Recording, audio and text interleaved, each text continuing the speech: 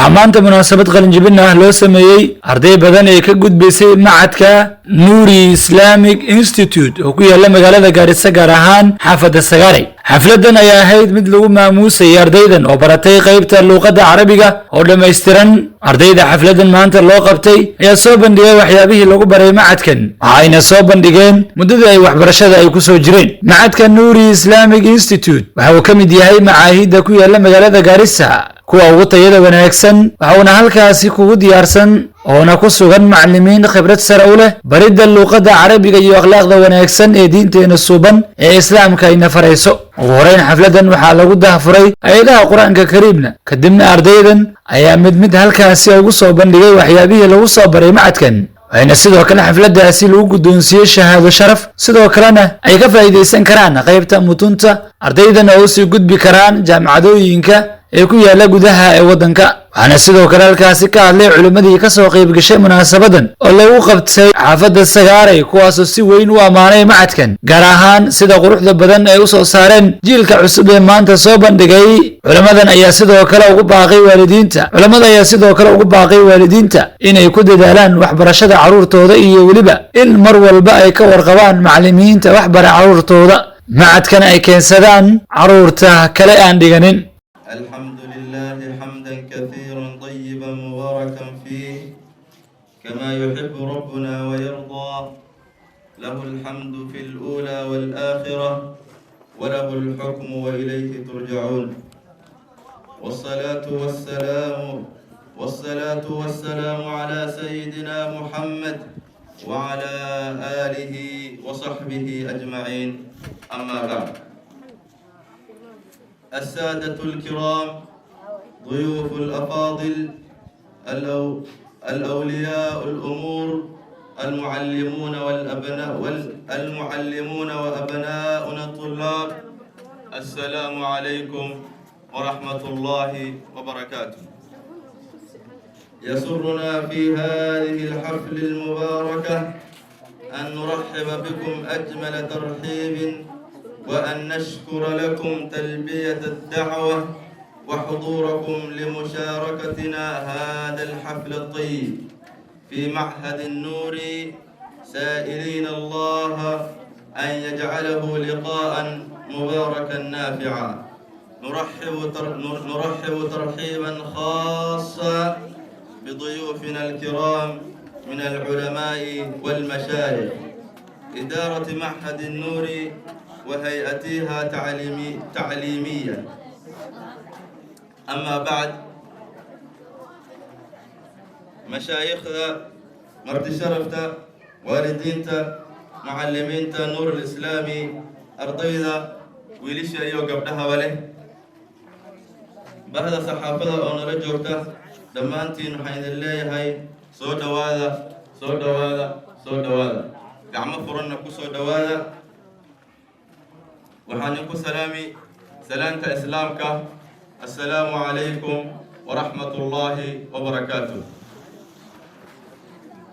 بعد السلام ما انتو مالين أحد تاريخنا يكون بيغانتا هاي تاريخ شني توان بشي لوات تاريخنا سنة كان لغضكم لواتني لحدة وحن هل كان كسي ودنينا يا نسكوغ إمادني تخرج كودا ويلل إيو قبدوا هنا كتخرج جاية معهد مغالدة كمدة نور الإسلامي وحن إذن ليه هاي سود هذا قعمة فرانا كسود هذا هذا الوالباء أولا فرا هذا الوالبولا بالله وحي أمنا سبسنا كوها بونا وخير كبدنا إن لغو بالله وآيات القرآن الكريمة وحن سود ويني أرضية طالبة من طلاب المعهد اسمها نستيحة آدم فلتتفضلي مشكورة. أعوذ بالله من الشيطان الرجيم فمن خاف من موص جنفا أو إثما فأصلح بينهم فلا إثم عليه إن الله غفور رحيم يا أيها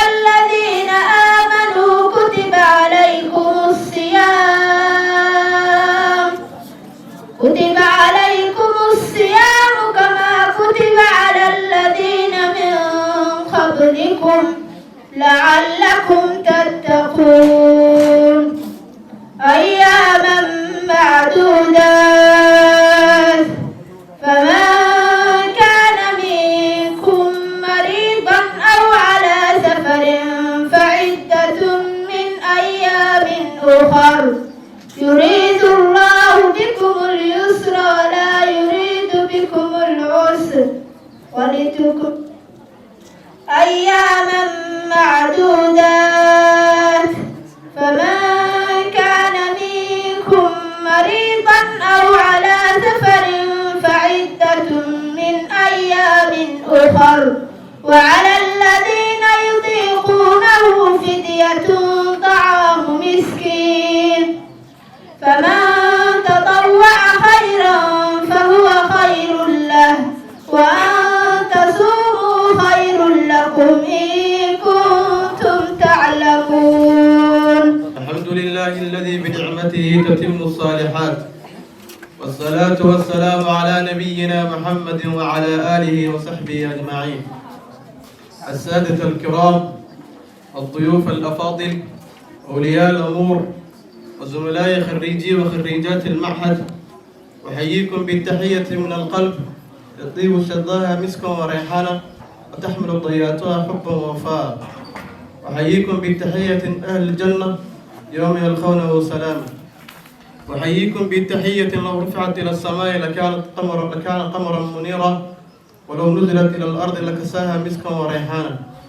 أحييكم بالتحية لو نزلت في الماء البحر وجعل الملح المجاجة عذبا فراتا. السلام عليكم ورحمة الله وبركاته. يسعد معهدنا أن يرحب بكم في هذا الحفل المبارك، حفل تخرج كوكبة من أبنائه وبناته بعد مسيرة من التعلم والجد والاجتهاد. إن هذا اليوم يمثل محطة مهمة في مسيرتهم العلمية وبداية مرحلة جديدة من العمل والطموح وتحمل المسؤولية.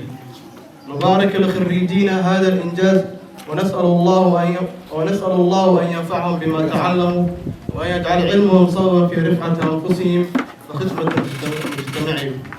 كما نتقدم بجزيل الشكر والتقدير لإدارة المعهد وهيئة التدريس وأولياء الأمور على دعمهم ومتابعتهم المستمرة.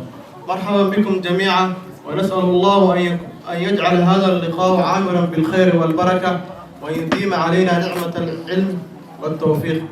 الحمد لله الذي علم بالقلم، علم الإنسان ما لم يعلم. الحمد لله الذي عظم شأن العلم وشرف أهله وجعلهم ورثة الأنبياء والمرسلين ورفع بالعلم أقواما. قال تعالى في محكم تنزيله وهو أصدق القائلين: وقل رب زدني علما. والصلاة والسلام على نبينا محمد صلى الله عليه وسلم، إمام العلماء وقدوة المتعلمين، القائل: من سلك طريقا يلتمس فيه علما سهل الله له به طريقا إلى الجنة. أزف إليكم تحية مفروشة بالورد، تحية أغلى من ذهب ودولار، تحية أعلى من عسل النحل، ألا وهي سلام عند الله، ألا وهي السلام عليكم ورحمة الله وبركاته. أما بعد، أيها المسلمون، إن العلم شرف والعلم قوة والعلم حياة للأمم، به تعرف الحقيقة وبه يعبد الله على بصيرة وبه يبنى المستقبل.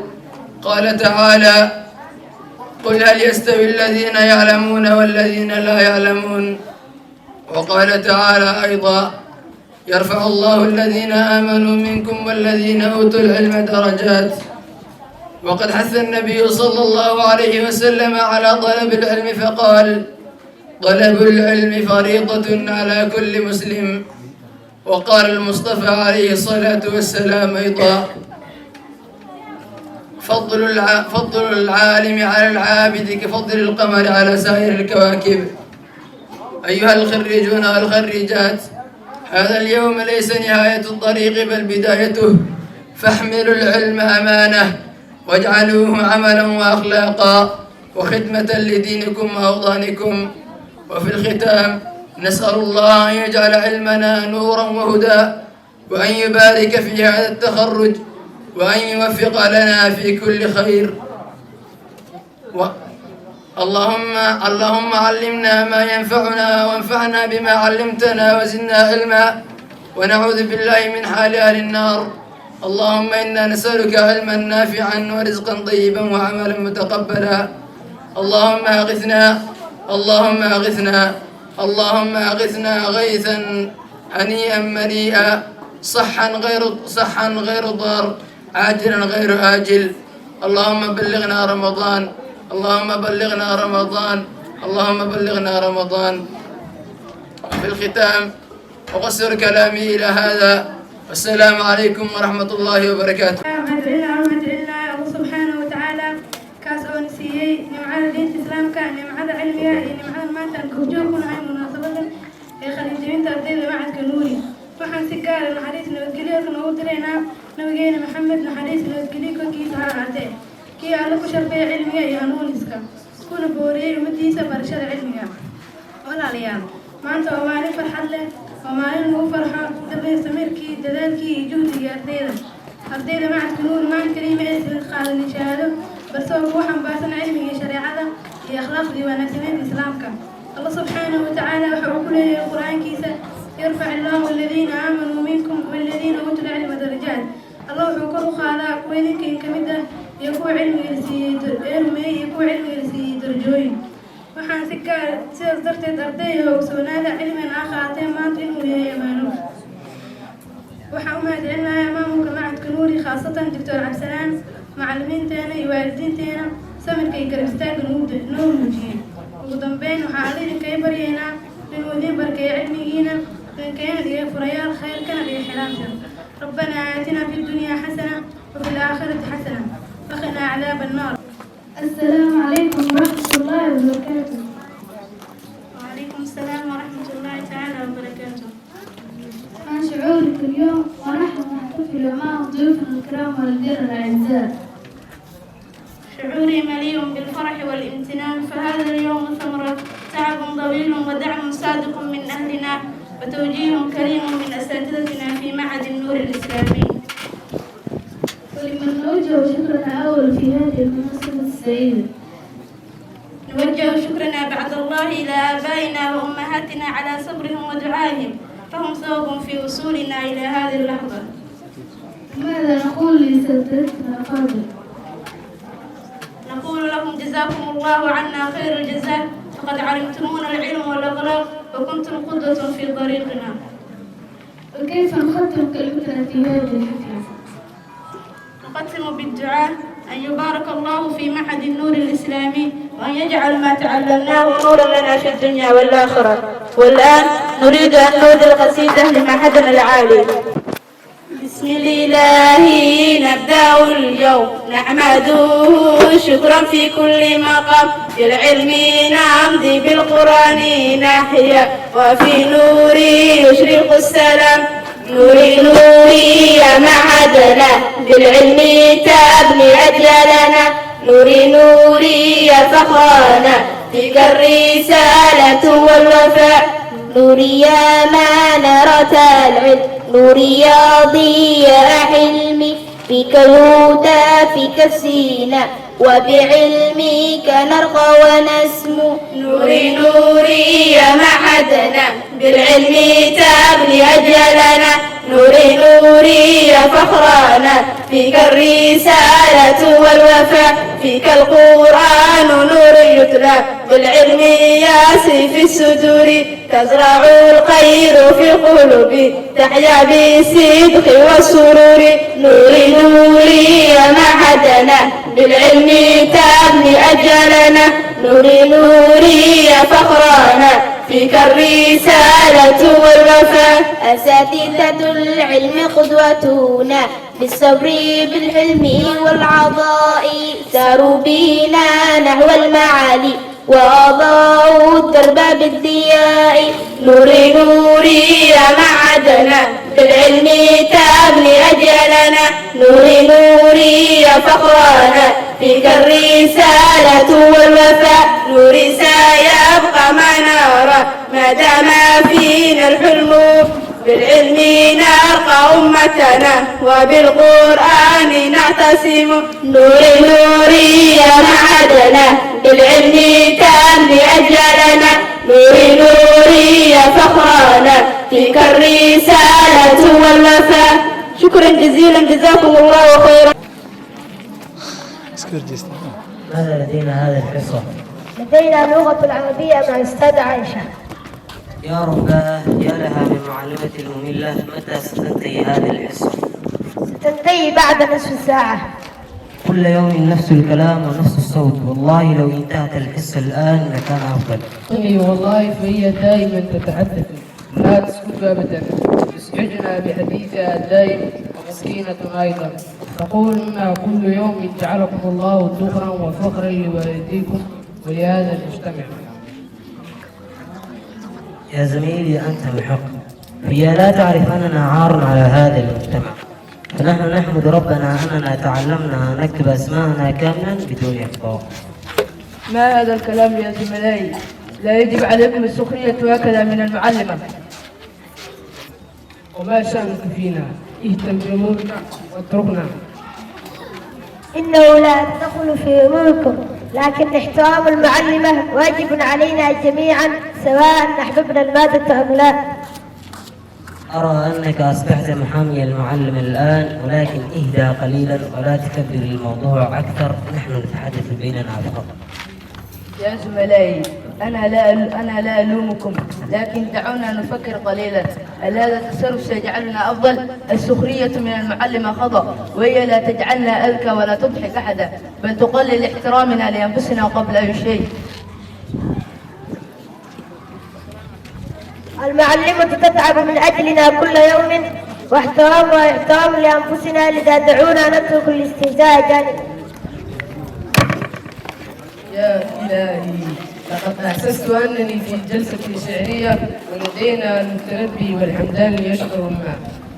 صدقت المعلمة أيها المجلس السرية.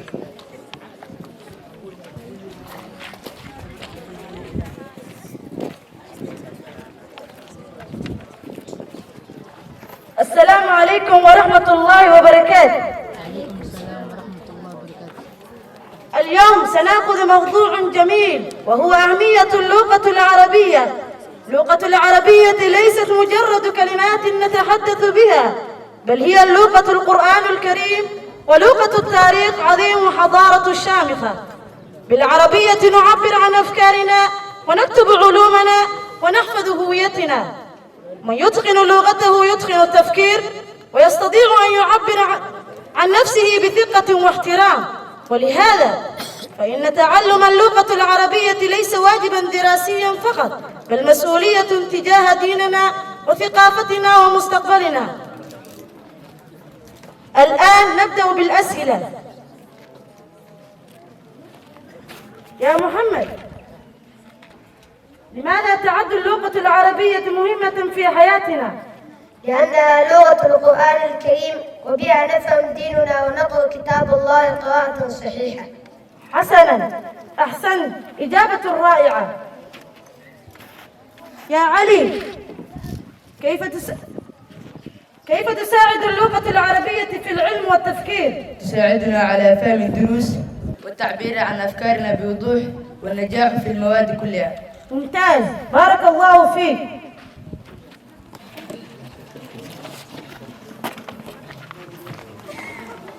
استيقظا.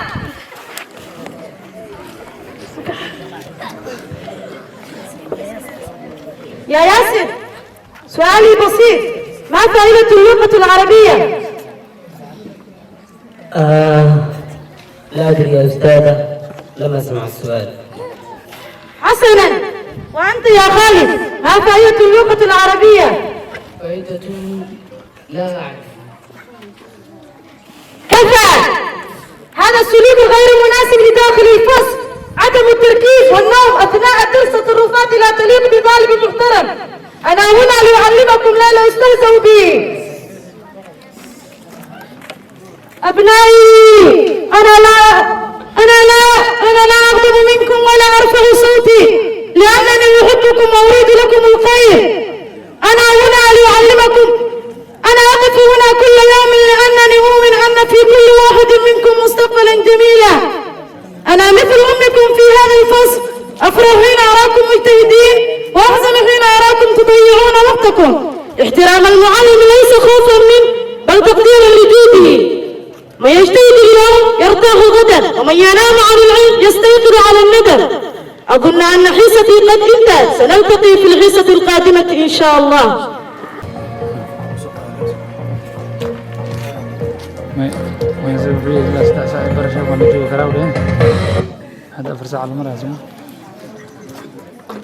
السلام عليكم.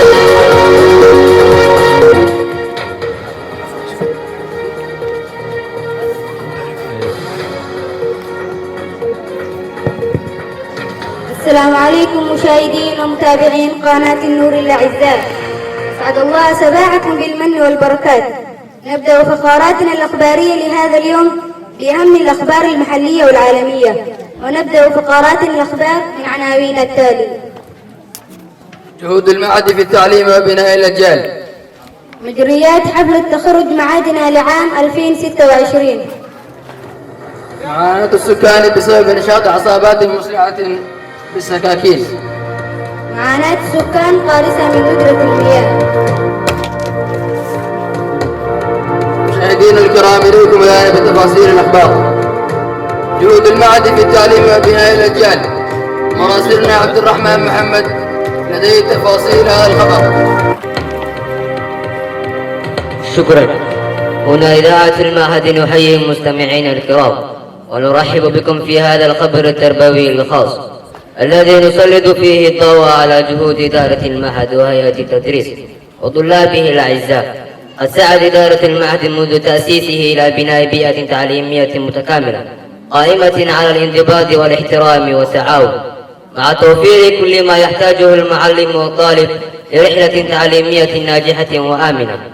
ولم يكن لمؤسس المعهد ومديره الفاضل الدكتور عبد السلام أي دور أقل أهمية، فقد قاد المعهد بحكمة وفكر تربوي وتابع كل التفاصيل لضمان تقدم المعهد ونجاح طلابه. ولا ننسى أيضا دور أعضاء هيئة التدريس الذين أبلوا أحسن البلاء في تعليم الطلاب وتوجيههم، فلم يكن دورهم مقتصرا على شرح المواد الدراسية فقط، بل شمل أيضا الإرشاد والتقويم وتحفيز الطلاب على الجد والاجتهاد. وقد أظهر الطلاب أيضا تفانيهم واجتهادهم ورغبتهم في التعلم، مما يعكس نجاح البيئة التعليمية وجهود المعهد في تربية أجيال مبادرة ومستعدة لخدمة المجتمع. هذا الحفل يعكس جهود المعهد وهيئة التدريس وتفاني الطلاب، ويؤكد رسالة المعهد في رفع مستوى العلم وبناء الأجيال قادرة على الإبداع والمساهمة في خدمة المجتمع. شكرا لمراسلنا عبد الرحمن على هذا الخبر. ننتقل الآن إلى مراسلنا في حفل التخرج لتغطية مجريات حفلة. مراسلنا عبد الخالق فارح لديه تفاصيل هذا الخبر. شكرا لك أيتها المذيعة. هنا إدارة المعهد نقدم لكم خبرا عن حفل تخرج معهدنا لهذا العام الذي يقيم اليوم في مقر المعهد بحضور أولياء الأمور وأعضاء هيئة التدريس وعددا من الشخصيات الأكاديمية والاجتماعية. وابتدأ الحفل بتلاوة عطرة من الذكر الحكيم، تبعتها كلمة ترحيبية من إدارة المعهد أكدت فيها على رسالة المعهد العلمية، وشددت على أن هذا التخرج يشكل بداية مرحلة جديدة من المسؤولية والعطاء. وتوالت كلمات العلماء والدكاترة التي أبرزت فضل العلم ودوره في نهض الأمم، مؤكدة أن المعهد يعد منبرا رائدا للتربية والتعليم ومحطة لصنع الوعي وتأهيل الجيل الجديد. وفي أبرز فقرات الحفل تم توزيع الجوائز وتكريم الخريجين وأعطائهم شهادات التخرج، مما عكس سنوات طويلة من الجهود والمثابرة، وأبدى نجاح الأسر والمعهد والأساتذة في صنع جيل جديد مؤهل علميا وفكريا. واختتم الحفل بالدعاء للخريجين بالتوفيق والسداد في مسيرتهم المقبلة. مع تمني المعهد لمزيد من النجاح والتقدم مع قدم رسالته العلمية. هذا كان مراسلنا عبد الخالق فارح من وسط الساحة. معاناة السكان بسبب نشاط عصابات مسلحة بالسكاكين. مراسلنا عبد الرزاق بشار لديه تفاصيل هذا الخبر. هنا إذاعة المعهد نقدم لكم خبرا عن الوضع الأمني في بعض أحياء جارسة، حيث يواجه السكان معاناة كبيرة بسبب النشاط العصابات مسلحة تحمل السكاكين وتستخدم الدرجات النارية في أعمال نهب وسلب. ويشير الآلي إلى أن هذه العصابات تثير الخوف والقلق في أوساط الناس، وتعرض حياتهم وامتلاكاتهم اليومية للخطر، مما يجعل يعيشون في حالة توتر وقلق دائم. وقد طلب السكان السلطات الأمنية بالتدخل العاجل ووضع خطط فعالية لمكافحة هذه العصابات وضمان حماية المواطنين وتأمين حياتهم وامتلاكاتهم اليومية للخطر، مما يجعل يعيشون في حالة توتر وقلق دائم. وقد طلب السكان السلطات الأمنية بالتدخل العاجل ووضع خطط فعالية لمكافحة هذه العصابات وضمان حماية المواطنين وتأمين حياتهم وامتلاكاتهم حتى يتمكنوا من العيش في أمان والسلام. أنا مراسلكم عبد الرزاق بشار. شكرا لمراسلنا عبد الرزاق على هذا التقرير. والآن ننتقل إلى مراسلنا في مدينة قارسة لتغذية المياه. مراسلنا أحمد عبد الله لديه تفاصيل هذا الخبر. إذاعة المعهد نقدم لكم خبرا عن مدينة قارسة في شرقية التي تعاني من أزمة حقيقية في نزلة المياه. تأثرت بهذه الأزمة حياة السكان اليومية، وأصبح الحصول على المياه للصالحة والاستخدام أمرا صعبا جدا. وعلى الرغم من وجود نهر قريب يعتبر مصدرا طبيعيا للمياه، إلا أن غياب البنية التحتية وضعف تنفيذ المشاريع يحولان دون استفادة السكان منه بشكل كاف. ويشير الأهالي إلى أن المشكلة لا تمكن في عدم وجود المياه، بل في سوء إدارة وضعف التخطيط، إلى جانب القلة الجاد من القيادات المعنية، مما زاد من معاناتهم اليومية خصوصا النساء والأطفال الذين يضرون لقعد مسافات طويلة للحصول على المياه. يا مراسلينا على هذه التغطية المتميزة، ونذكر مستمعينا بأن متابعة الأخبار تتيح لكم فهم الأحداث المهمة حولنا، سواء كانت تعليمية أو اجتماعية أو أمنية. كانت هذه فقراتنا الأخبارية لهذا اليوم. ابقوا معنا لمتابعة المزيد من الأخبار والتقارير والحصول على ما فيه من جديد عبر موقعنا الأخباري www.nuri وفي صفحتنا الرسمية على فيسبوك في معهد النور. الذي بنعمته تتم الصالحات، والصلاة والسلام على نبينا محمد وعلى آله وصحبه أجمعين. السادة الكرام، إدارة المعهد الموقرة، أعضاء هيئة التدريس والأكاديمية، ضيوفنا الكرام من أولياء الأمور، السلام عليكم ورحمة الله وبركاته. يسرنا في هذا المقام في ختام حفل التخرج أن نتقدم بخالص الشكر وعظيم الامتنان لإدارة المعهد على ما بذلته من جهود صادقة كالتخطيط والمتابعة وحرصها الدائم على الارتقاء بالمسيرة التعليمية وتحقيق رسالة المعهد في بناء العلم والقيم. كما نتوجه بجزيل الشكر والتقدير لأعضاء هيئة التدريس الذين كانوا قدوة في الأعضاء والإخلاص، وبذلوا من وقتهم وجهدهم ما كان له الأثر البالغ في تكوين شخصيتنا علميا وتربويا، فجزاهم الله خير الجزاء وبارك في علمهم وعملهم. ولا يفوتنا في أن نتقدم بشكر جزيل لأولياء الأمور على ثقتهم الغالية وتعاونهم المستمر وحضورهم وتشريفهم هذا الحفل، فهم شركاء حقيقيون في نجاح مسيرتنا التعليمية. ونسأل الله تعالى أن يجزي الجميع خير الجزاء وأن يبارك في هذا الجهود المبارك وأن يديم على معادنا نعمة التوفيق والعطاء. Maalin weyn oo ma artay aan dhalinyaro ay kooski ay wadeen ay ma artay dhameeyeen xafladna loo dhigay. Gaarisa iyo magaalayaalka muslimiinta maanta waxay ku mahad ay ku leeyihiin meel kastoo tagto xaflad oo diini ayaa ka taagan oo laga ogahayaa.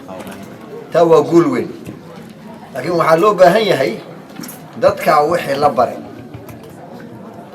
la bare bannaanka inta la geeyo maxaa dhihi alamru bilmacruuf wannahyi can ilmunkar tacliin unbay ku socon kartaa maxaa dhihi qur-aanka markaad fiiriso suuratu iqra way akhrin macnaheeda maxay tahaa jahli la dagaal way qofka hadduu wax akhrin karo wax dhigi karo waxna uu akhrin karo waa nin ma arti yani diyaar u ah intuu wax sii barto adduunyadana waxay ku dhisan tahay wax la sii baranaya mar la arkabo wax la dhaho new discoveries ayaa meesha imaan hayaa mar la arkabo yani wejiga wuu bedelmahayaa mar waxaa jirta oo toosh la aftiimin jiray maxaa la dhahay fadiil la isticmaali jiray ama geed la dhaho majaba hadda maanta waxay taaganta solar la isticmaalahayaa marka weji la arko imaado waxaa la rabaa muslimiinta intay noqdoon relevant oo ka faa'iidaysan karaan loo baahan yahay marka cilmigan meesha lagu hayo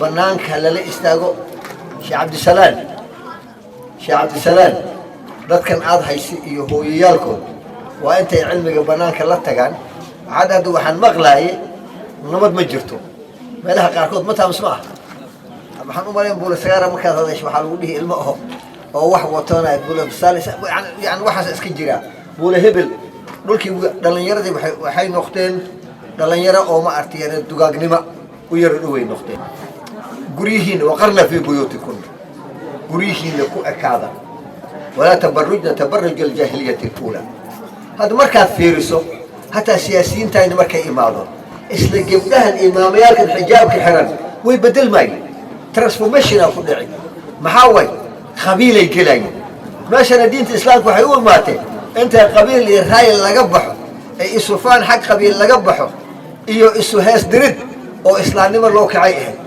xijaabkay tuuraayeen markay shay u dhaqanayeen dhammaan waxaan salaamayaa ضيوفta martida macallimiinta khariijiinta iyo ardada hooyooyinka aad baan idin wada salaamayaa waxaan maaragtay niyaaba ka ahay jaamacatu mustaqbal barnaamij yaan rabaa inaan maaragtay ku saabsan tacliinta aan maaragtay cilmigu min almahdi ila allahdi waa inaad maaragtay daba taagnaato min albidaaya ila almawt waa inaad cilmigu ma dhammaanayo cilmiguna ma soo dhammaado waa loo weynaadaa ee maaragtay lagama weynaado waa loo weynaada lagama weynaado ardada khariijiintana qofka intuu maaragtay ka gaadhayo inuu maaragtay asaga isku filnaado waa la wadaa waxaa ka mid ah ardayga inuu yaraan oo qur-aanka ku barto kadibna dugsiga aad ka saarto aada maaragtay sii daba socon qur-aanka halkaas ugu tegay madaaristiina waa sidoo kale hadduu maaragtay khariij yahay oo maaragtay tanawiga dhammeeyo inaad hayr jaamacad geyso jaamacad wixii ka dambeeya asaga hay sii wado master iyo victoria asaga maaragtay aas ku sii xilqaamay waqtigan wuu yar yahay waan idin wada salaamayaa الحمد لله رب العالمين ثم الصلاة والسلام على من لا نبي بعده إن شاء الله نشهد علينا كلمته عرى الله يبدأ قرآن الله سبحانه وتعالى كما يدعي إن وحيا كتابته الله سبحانه وتعالى بريه والذين جاهدوا فينا لنهدينهم سبلنا وإن الله لمع المحسنين هذا كان بديء بقصة أرضه الله سبحانه وتعالى بريه kuwa xaggeen u soo halgama oo u soo dadaala mujaahada sameeya waxaan ku toosanaynaa oon ku hanuuninaynaa waddooyinka khayrkaan ku toosanaynaa ilaa jannada qofka muslimka cadowyaal fara badan buu leeyahay Allah subxaanahu wa tacaala qur-aankiisa inoogu sheegay naftaa ka mid ah nabigina waa ka magangeli jiray nafta sharkeeda sala allahu calayhi wasalam qofka muslimka marka naftiisi laba dardaaran baan siinayaa awalan qofka inuu naftiisa kobciyo midda labaadna waxaa weeye qofka in uu naftiisa la xisaabtamo qofka muslimka waxaa laga doonayaa in naftiisa uu taskiyeeyo uu daahiriyo xumaanta ka nadiifiyo laba shay awalan qofka muslimka waa in acmaasha wanaagsaneed iyo salaada uu ku dadaalo oo uu naftiisa nadiifiyo xumaanta ka nadiifiyo qalbigiisa wanaajiyo maxaa yeelay qofka haddii uu xumaan sameeyo qalbigiisa wax baa lagu dhibcinaya dhibic madow baa ku dhacaysaa haddii uu ka toobadkeeni waayo dembigaas iyo xumaanta uu samaynayo qofkaas qalbigiisa waa madoobaanaya nabi maxamed sallallahu alayhi wasallam ala inna fi ljasadi mudqa ida صلح الجسد كله وإذا فسد الجسد كله ألا وهي القلب qofka binaadinka nabi wuxuu leeyahay waxaa ku jira jirkiisa cad yaro hilib hadday wanaagsanaato jirkoo dhan waa wanaagsanaanayaa haddii cadkaas hilibka uu xanuunsado oy fasahadoy hallaawdana jirka waa hallaawaya weeyaan alaa wahiya alqalb waa qalbiga qofka marka taskiyatu nafs waa inuu sameeyo acmaashii wanaagsaneed uu ku dadaalo taaniyan waxyaalaha ka qayb qaadanaya qofku inuu naftiisa wanaajiyo inaad leedahay asxaab wanaagsan weliba dhalinyartaan la hadlahay inaad leedahay asxaab wanaagsan oo khayrka ku horkacan haddii aad tuug la saaxiibto tuugun baad noqoni haddii mid dadka isku dira aad la saaxiibto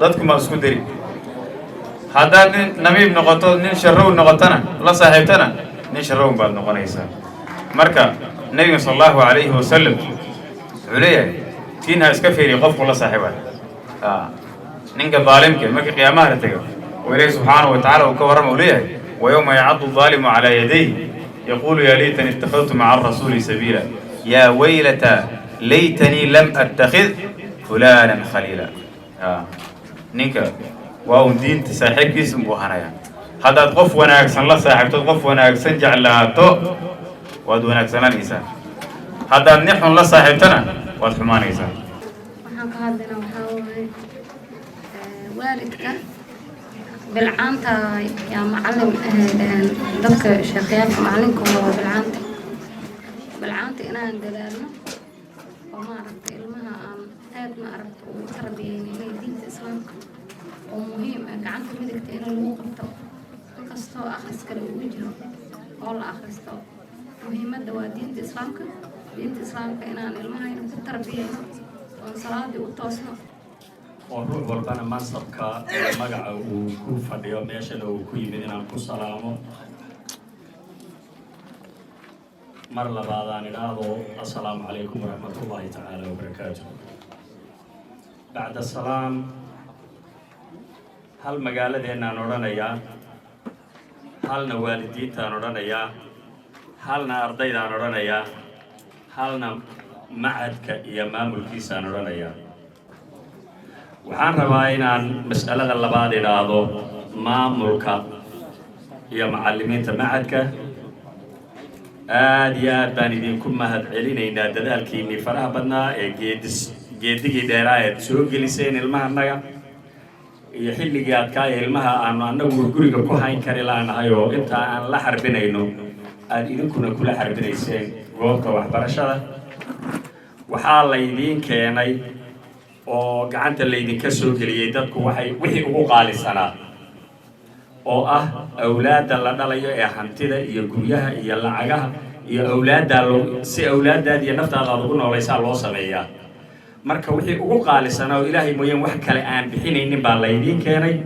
si aad u bartaan wixii ugu qaalisanaa oo kalaamka ilaahaya ajir iyo xasanaad allah idinka siiyo ilmaheennana kuwii cilmigaa ay barteen uu anfaco oo naftooda iyo islaamkaba ku anfacayo waddankooda iyo dadkoodaba allah inooga dhigo ilmaha waxaan leeyahay kelmad baan leeyahay kuwa takharujaya maanta qalin jabinaya congratulations bagaad u qalin jabiseen waxbarashada meeshii aad hiigsanayseen oo ahayd inaad kalaaska ugu dambeeyo macadka aad barataan yaad maanta joogtaan meeshii aad higsanayseen maydaan gaadhin laakiin waxaad joogtaan meel lagu nasto oo la yidhaahda meeshaasaan soo gaadhay bagaad u qalin jabiseen idinkoo caafimaad qaba laakiin halkan markaa intii ka horreysay waalidkaa gacanta idinku hayo steerinka idin haya xaggan u leex xaggan u leex xaggan u leex maanta carruurtu inay dhegaysanaysaan jeclahay wax baranaysaay maanta marka la soo gaadho gaadhiga steerinkiisi waa laydiin sii daayay wiilal iyo gabdhaba meeshaad u dhaqaajinaysaan idinkaa garanaya ruuxaad rabtaan inaad noqotaan idinkaa garanaya ma sheekh hebel baad noqonaysaa ma dictor hebel baad noqonaysaa mise tuug hebel baad noqonaysaa adaa garanaya gaadhiga steerinkiisi iyo gacantaadaa laysu sii daayay marka ilaahay waxaan idinka baryaynaa meel khayr qaba inaad gaadhiga u wadi doontaan oo aad noqon doontaan kuwo ummadda iyo naftoodaba anfacay idinkana taas baan idin odhanaya waxaa ii soo hadhay oon aad iyo aad iyo aad jeclahay inaan loogu mahadceliyo waa doorka waalidiinta weeye runtii haddayna waalidiinta inala soo xarbinin oo inaynala soo halgamin oo inoo soo dhididin annagan maanta waalidka iyo halkan maanaa soo gaadhneen ilmaheenna quruxda badanna meeshaa ma soo gaadheen wiilkayga cabdirasaaq oo maanta meesha ka qalin jabinaya waxaan u malaynayaa noloshayda intaan la qaatay inayna ka badnayn haddii laysku celceliyo ninkaa maanta 17 jirka ah haddii noloshayda dhan laysku celceliyo intaan la qaatay 2 sano ma dhalan waan ka maqnay waanu dhalay biologically baan dhalay laakiin waxa ku ammaanan oo ay tahay inaynu ammaano inu madaxa saaro waa hooyo runtii saaka shahaadooyin baa ardayda la guddoonsiinayaa haddaan si fiican u diyaar garoobi lahaa marwadayda cabdirasaaq hooyadii baan shahaado guddoonsiin lahaa ma arag anoo gurigayga jooga 9 saac iyadoo hurda 9 saac oo waa beriga fajarka ka hor iyadoo hurda weligay ma arag hooyada sidaasa marka cabdirasaaqna waa in waabaan gudo anna waa inaan idhahdo alxamdulilah shaqadaydii iyo taadii baa ilaahay hooyooyinka kuwa yaryar ee soo kacaya iyo kuwa cuslaada ee hadda dabka inoogu jiraba xaqooda ilaahay baa gudi kara aabbayaasha haddaan nahay walaalada haddaan nahay iyo ilmaha haddaan nahayba hooyada waa inaynu madaxa saaro oo aynu dadaallo waad mahadsantihiin aad iyo aad ugu mahadcelinayaa martida iyo waalidiinta iyo ardayda xafladda qiimaha badan kasoo qayb gashay ayaan aad iyo aad ugu mahadcelinayaa barnaamijkeena waa gabagabo waxaa noo dhiman marka hore waxaan rabaa inaan ku bilaabo macadka wuxuu bilowday ama la asaasay 2018 ilaa haddana waa ka uu socdaa waxaa ka baxday 4 dafcadood 4 sano la takharujayay ardaydii u horreysay ka baxday jaamacada sii dhammaynayaan hadda alxamdulilah qaar Nairobi ka akhrisay qaar Gaarisa ka akhrisay jaamacadaha islaamiga ayaan ka hadlayaa horta waa ilaahay mahadii waxaan kaloo rajaynayaa in ay dhaxal noqon doonto wax socdo annagu haddaan dhimanno ama meel kale aadno inay socon doonto oo dadka la soo saarahay ay sii qaban doonaan haddaan intaa macad kusoo koobo waxaa meesha noo yaallo 2 shahaado shahaadada ardada dhammaynayso oo shahaada markii leeyahay darajadii iyo wixii oo dhammaystirmaa sababtoo ah shahaadooyinka inta badan Nairobi baa laga soo sameeyaa kashfiga darajadii waa la xisaabiyaa xisaabaad qoraal lagu daraa waqti u baahan tahay marka ardayga jaamacadda aaday shahaadadiisii oo dhammaystiran oo kashfigii iyo taskiyadii iyo wixii oo dhan wato bacda ramadaan buu helaa marka saa u helaan jaamacadda sii bilaaban intooda badan tan waa shahaadada namuudaj baa la dhahaa taasna waa qaybinaynaa waxaan kaloo qaybin doonaa aan siin doonaa kushufaad ama jawaa-is fasal walba ardaygii labarkow galay jawaa-is baan siin doonaa tii hore sanadkooda ka duwan aad ugu farxi doona insha allah iyo kashfiga iyo natiijadiisa fitradii hore uu helay iyo fitradan taas waa muqadima waxaan rabaa inaan yaraha tacliiqiyo sheekh xasan aabahan sheekh xasan waa macruuf waa daaci kabiira magaalada Gaarisa la yaqaano waa culummada sida xaqiiqada u hadla dadka badan ay jecel dad badan ay jecel yihiin sababtoo xaqiiqu dhax ka saara dadka masaajidda ka istaagaa wadooyinkaasu ka waxayaa meel kasoo joogta cawd wada waxyaalaha ugu iftiimiyaa maaragta khaladaadka jiro ama ha lagu jeclaado ama ha lagu naco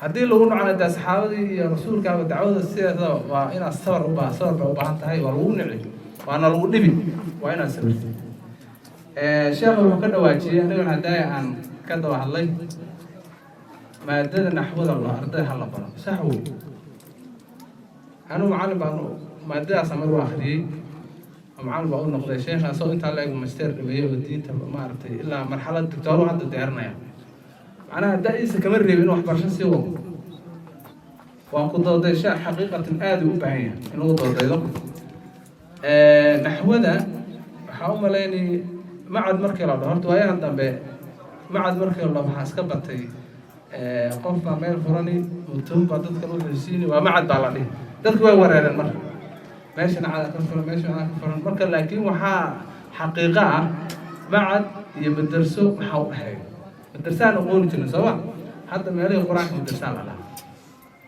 macad mayna aqoon jir waa mustalax cusub oo nagu soo biiray lidaalika waxaa la wax kasta oo imaado cusub asalkiisa meel buu ka imaadaa sooma macad anagu hadda fasal macad nuuri sanadkaa la asaasay waa 7 fasal fasal hoose waxaa la fasal tamyiidi oo ardayda aan qur-aanka u soo dhameeyey oo horaan aan waxba soo marin ayaa laga bilaabaa fasalka tamyiidiga marka waxaa loogu talagalay fataro hore 6 bilood 5 bilood hore ka dambe uu sii gudbiyo iyo 3 mutawassit ah ama dugsi dhexe ah iyo 3 dugsi sare ah waa 7 sano 7 sano arday hadda takharujayso intooda badan 3 ka mid ah markii laga reebo 2 waxay ka soo bilaabeen xagga hoose markii waxa qorayaan kulley waa maaragtay mustawi leeyihiin waxaan rajeynayaa aad la qabsan doonaan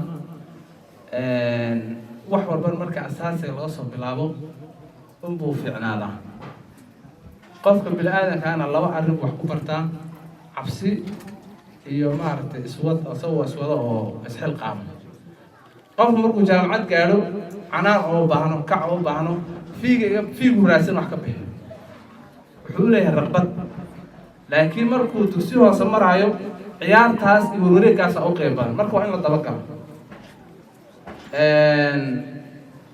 midda kale sheekh axmed khayr allah siiyo kelimad mufiid aada u muhiimsan oo uu noo sheegay waa xaqiiqata saxwa aada u mahadsan yahay